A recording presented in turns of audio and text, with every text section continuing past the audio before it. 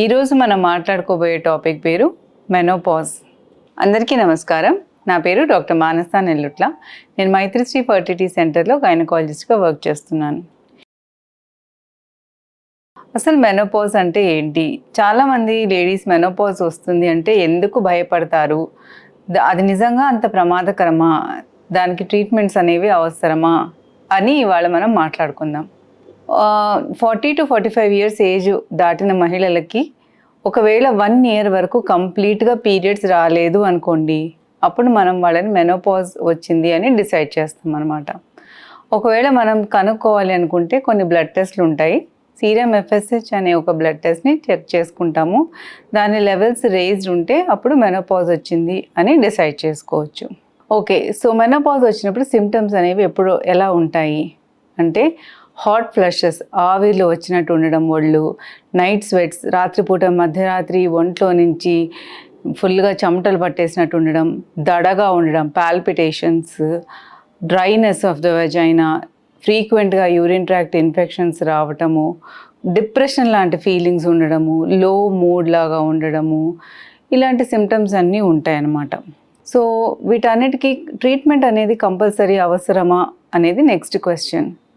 Not necessary అండి. అది మన సిమ్టమ్స్ని బట్టి ఉంటాయి. కొంతమంది లేడీస్కి మెనోపాజ్ టైంలోనే ఋతుక్రమంలో కూడా చేంజెస్ వస్తూ ఉంటాయి.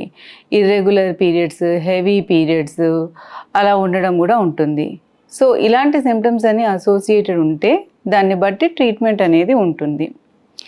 యావరేజ్ ఏజ్ ఆఫ్ మెనోపాజ్ ఏంటి అంటే ఇండియాలో 45 ఇయర్స్ యావరేజ్ ఏజ్, అదే వెస్ట్రన్ కంట్రీస్లో 50 ఇయర్స్ యావరేజ్ ఏజ్. ఒకవేళ 40 ఇయర్స్ కంటే ముందు ముట్లు ఆగిపోయినట్లయితే దాన్ని premature menopause or premature ovarian insufficiency అంటారు.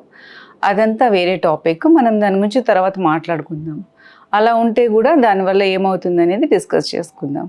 సో ఇప్పుడు వచ్చేసి ఇలాంటి సిమ్టమ్స్ ఉన్నప్పుడు ట్రీట్మెంట్స్ అనేది ఏం ఆప్షన్స్ ఉంటాయి మనకి, ఒకవేళ ట్రీట్మెంట్ తీసుకుంటే ఏమవుతుంది, తీసుకోకపోతే ఏమవుతుంది. ఫస్ట్ ట్రీట్మెంట్ ఏంటంటే మనకి ఒకవేళ ఋతుక్రమంలో ఏమైనా మార్పులు వచ్చి హెవీ ఇర్రెగ్యులర్ బ్లీడింగ్ ఉంటే మీ గైనకాలజిస్ట్ని కన్సల్ట్ అయ్యి ఒకసారి కొన్ని ఇంపార్టెంట్ టెస్ట్లు ఉంటాయి, Pap smear, endometrial biopsy, ultrasound scan, అలాంటివన్నీ చేయించుకొని దాని బ్లీడింగ్ కంట్రోల్ అయ్యేదానికి ట్రీట్మెంట్స్ తీసుకోండి.